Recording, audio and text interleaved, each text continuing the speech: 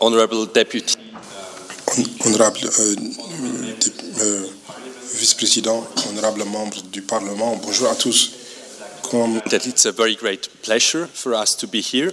Pour nous d'être ici, nous valorisons l'interaction que nous avons avec vous, parce qu'à la fin, en fin de compte, ce sera à vous que reviendra la responsabilité de veiller à ce que le DIH soit mis en application dans les États que vous représentez. Et en plus de cela, nous valorisons cette interaction parce que nous espérons qu'il va vous aider pour que les lois que vous allez adopter, qui ne sont pas nécessairement des lois sur le DIH, respectent même ces cadres. C'est donc une des questions dont je vais parler, c'est comment le DIH s'applique au contre-terrorisme. J'ai décidé de diviser ma présentation en deux parties. Déjà, je vais faire des commentaires généraux sur comment le lien qu'il y a entre le DIH et aussi la législation antiterroriste. Et en ce sens, le message que nous avons pour vous aujourd'hui, c'est de veiller à ce qu'il n'y ait pas de contradiction entre le loi antiterroriste et le DIH, parce que cela peut avoir un impact sur l'application du DIH et aussi la protection des populations civiles. Le deuxième point dont je vais parler, c'est la criminalisation potentielle de l'action humanitaire qui peut surgir des lois antiterroristes. Et le message que nous avons ici pour vous, c'est veiller à ce que les lois antiterroristes n'affectent pas l'action humanitaire et qu'elles respectent les principes d'impartialité et de neutralité. Passons maintenant au premier sujet. Et avant, je vais d'abord, avant de parler du DIH et de terrorisme, je voudrais juste souligner que le CICR condamne tout acte de terrorisme qui est commis en temps de guerre, sont à l'encontre des valeurs que nous défendons, les principes que nous défendons, et ils vont également à l'encontre de l'esprit et du CICR.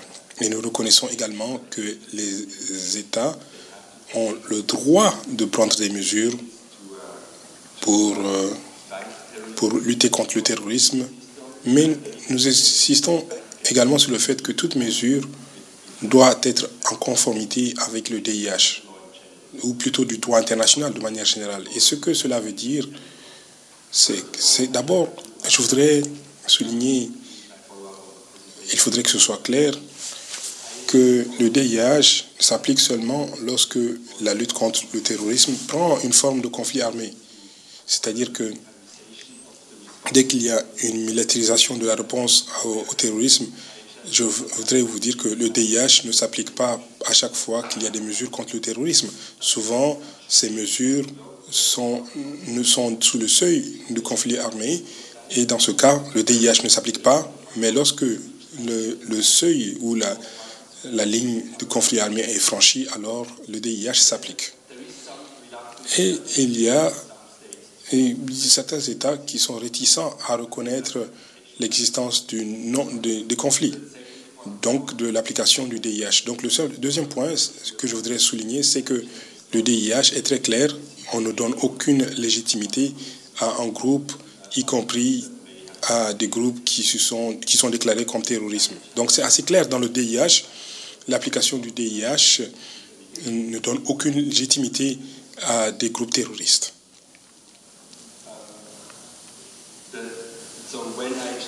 Donc, lorsque le DIH s'applique, qu'est-ce que cela veut dire? La chose la plus importante à garder à l'esprit ici, c'est que le DIH interdit la plupart des actes considérés comme actes terroristes, comme par exemple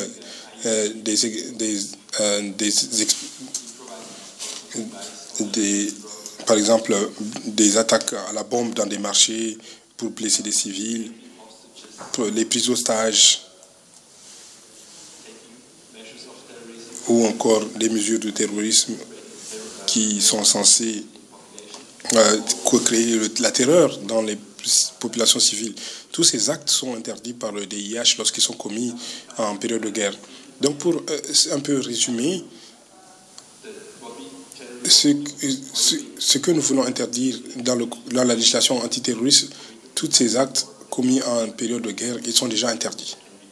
Ils peuvent être punis, comme dans les violations du DIH, par exemple.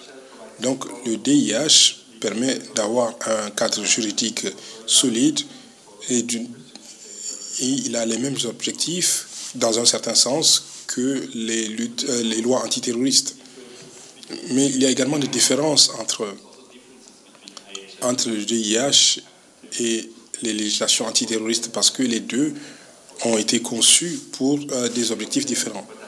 Il y en a plusieurs, mais je voulais juste souligner une des différences qui est très importante, c'est que le droit international humanitaire, comme David l'a déjà expliqué il y a quelques minutes de cela, le droit international humanitaire régule à la fois les actes légaux et illégaux de violence. Comme il a expliqué, en période de guerre, il est légal d'attaquer des objectifs militaires, mais il n'est pas légal d'attaquer des personnes civiles ou des infrastructures civiles.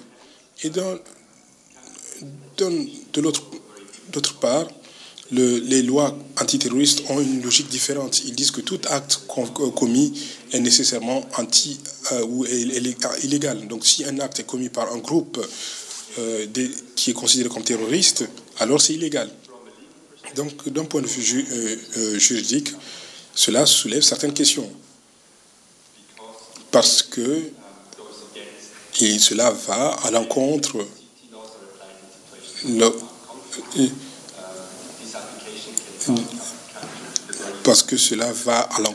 des principes fondamentaux du DIH. Comme je l'ai dit, ils font la distinction entre les actes de violence légaux et illégaux. Donc pourquoi est-ce qu'il est important de faire une distinction entre ces deux types de droits?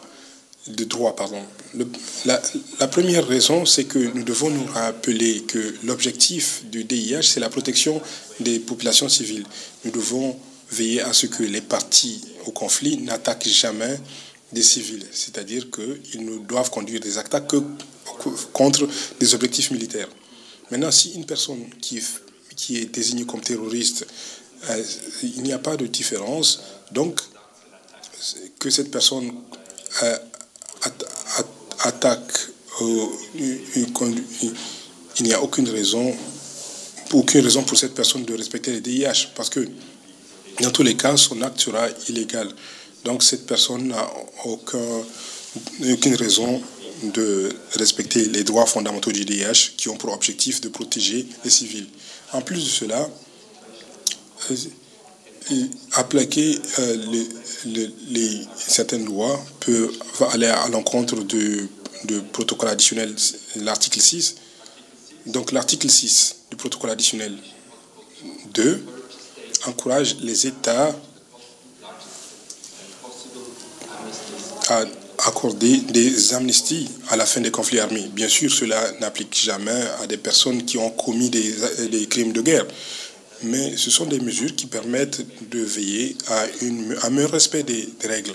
Donc, des personnes qui ont participé au conflit armé et qui ont respecté le DIH, les États sont encouragés à leur accorder un amnistie. C'est bien sûr dans le contexte des négociations de paix, aussi des négociations de réconciliation. Et encore une fois, si nous appliquons donc ces lois, cela ne peut pas être mis en œuvre. Qu'est-ce que cela veut dire pour vous en tant que parlementaire? Nous avons 3 recommandations sur ces questions. La première, c'est que vous devez veiller à ce que les violations du DIH et des crimes de guerre sont criminalisées dans le cadre de la loi nationale de vos pays. Cela permet de poursuivre des actes considérés comme des crimes de guerre parce qu'il y a un régime particulier qui a été conçu pour les situations de guerre. La deuxième recommandation, c'est d'inclure des clauses dans les lois antiterroristes qui soulignent le fait que tout ce qui est commis comme acte terroriste doit en fait être puni dans le cadre du droit international. J'ai ici une copie qui se trouve dans le modèle antiterroriste de l'Union africaine qui réaffirme que la lutte contre le terrorisme doit être conduite en conformité avec le droit international, y compris le droit international relatif aux droits de l'homme et le droit des réfugiés. Et la même chose peut être retrouvée dans d'autres documents ou conventions importants. Il y a également, par exemple, la stratégie de la CEDEAO contre le terrorisme, l'idée que les mesures contre le terrorisme doivent être compatibles avec le droit international. Il y a plusieurs cas qu'on peut citer. La dernière recommandation, la troisième que nous avons pour vous, c'est de veiller à ce qu'il y ait des clauses de sauvegarde du DIH. Et ici encore, je vous ai donné un exemple du modèle de droit antiterroriste de l'Union africaine. L'idée, c'est que les actes commis dans le cadre du DIH doivent être jugés sur la base du DIH. Discuter avec les représentants des États membres à la réunion annuelle il y a quelques semaines de cela, et cela se reflète également aussi dans le plan d'action dans la mise en œuvre du DIH. Il y a un point qui a été soulevé pour veiller au cadre juridique nationaux sur le contre-terrorisme ne doit pas aller à l'encontre ou contredire le DIH. C'est quelque chose sur lequel nous vous invitons à discuter davantage lorsque vous faites des lois antiterroristes dans vos pays. Maintenant, passons à la deuxième partie, la criminalisation potentielle de l'action humanitaire. C'est quelque chose qui a été discuté, je dirais, au cours des 10 ou 15 dernières années, ou peut-être même depuis les attaques du 11 septembre et la lutte contre le terrorisme. Ce que nous avons vu récemment, c'est que les groupes qui participent au conflit terroriste utilisent davantage de moyens militaires. Donc les législations se sont renforcées, notamment les législations qui s'appliquent au phénomène du terrorisme. Donc ce que nous avons vu, c'est que ces lois sont rédigées en termes très larges pour pouvoir définir le financement du terrorisme, et cela peut avoir un impact négatif sur l'assistance humanitaire. C'est-à-dire qu'il y a un exemple très clair que nous pouvons vous donner. En Somalie, par exemple, en 2009 ou 2010, Al-Shabaab a été décrit comme un groupe terroriste par le Conseil de sécurité des Nations Unies, par les lois américaines, et en réaction, beaucoup de donateurs ont réduit leur financement, leurs dons aux organisations humanitaires qui étaient actives ou travaillaient en Somalie. En même temps, il y avait une famine qui ravageait une partie de Somalie et beaucoup de gens ne pouvaient pas être sauvés parce que les agences humanitaires étaient réticentes à aller dans aller dans des zones qui étaient contrôlées par des groupes terroristes par peur qu'ils seraient considérés comme criminels. Donc le risque potentiel de criminalisation de l'action humanitaire peut être en fait la suite des lois antiterroristes. Nous avons dit que tout d'abord, les pays, il faudrait qu'il y ait respecté le principe de la neutralité et de l'impartialité. Comme vous le savez, le CICR et d'autres organisations humanitaires, sous le cadre des conventions de Genève, doivent respecter les deux principes de neutralité et de l'impartialité. Cela veut dire simplement que les acteurs humanitaires ne peuvent pas prendre position dans un conflit, que ce soit avec une partie ou l'autre du conflit. Donc ils doivent en fait sauver toute personne en danger, indépendamment de la personne. Si maintenant les lois antiterroristes peuvent conduire à des situations où l'humanitaire ne peut pas, par exemple, avoir accès à des territoires qui sont sous le contrôle d'un groupe terroriste, et cela peut avoir un impact négatif leurs résultats d'action humanitaire. Le résultat, c'est que ces organisations ne sont plus pas capables de respecter les principes qu'ils doivent respecter dans le cadre du principe des conventions de Genève. La criminalisation des actes criminels peut conduire à des obligations juridiques que les États ont. Par exemple, sous l'article 3, les organisations internationales comme le CICR ont le droit d'offrir leurs services à des parties au conflit. Cela veut dire simplement que quiconque est dans le conflit, que ce soit un groupe terroriste, le CICR doit être capable de lui offrir ses services d'assistance. Nous devons pouvoir en fait approcher toute partie pour pouvoir leur apporter une aide humanitaire. Si les lois interdisent une sorte d'interaction ou bien d'approche des groupes terroristes seulement pour des raisons humanitaires, alors cela ne respecte pas l'article 3. Et il en est de même pour les questions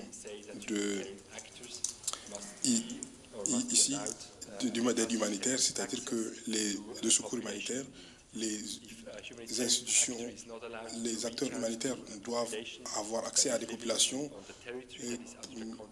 qui sont sous contrôle d'un groupe quelconque. Alors, s'ils ne peuvent pas, alors cela ne respecte pas les dispositions du droit humanitaire international. Et finalement, nous allons en parler plus tard sur la mission médicale. La mission médicale, c'est une des règles du droit humanitaire international les plus anciennes qui dit que toute personne qui a besoin de soins de santé, qui ne participe plus aux hostilités, doit obtenir ces soins. Cela inclut également donc, les groupes aussi militaires ou terroristes ou des combattants qui ne participent plus au combat. La règle dit également que toute personne, acteur humanitaire, médecin ou infirmier qui apporte un soin ne peut pas être puni pour son acte. Donc voici 3 domaines de la loi qui pourraient aller à l'encontre des législations antiterroristes lorsque ces dernières sont assez larges et qui peuvent affecter le DIH. Donc maintenant, quelles sont nos recommandations pour résoudre ce problème et éviter ce conflit de droit? Notre recommandation, c'est d'inclure des clauses d'exonération humanitaire. L'idée de base ici, c'est de dire très simplement que l'action humanitaire qui est conduite en conformité avec le principe d'impartialité et de neutralité ne sera pas considéré comme un acte terroriste ou un soutien à un groupe terroriste. Il y a un exemple ici que j'ai dans le modèle de droit antiterroriste de l'Union africaine. Il y a aussi des exemples dans la loi de l'Union européenne, australienne ou américaine. Et étant donné que c'est aussi un aspect important, là encore, il y a un élément qui reflète cette idée dans le plan d'action de la mise en œuvre du DIH de la CEDEAO. Il dit qu'il veillait à ce que les acteurs humanitaires sont capables de conduire leur protection non discriminatoire et les activités d'assistance sans la menace de poursuites judiciaires ou de harcèlement par le gouvernement, les forces de sécurité ou par la population de manière générale. Donc ceci dit, je vais maintenant terminer. Si vous avez suffisamment de temps et avec la permission de la présidente, je serai disponible pour des questions. Merci.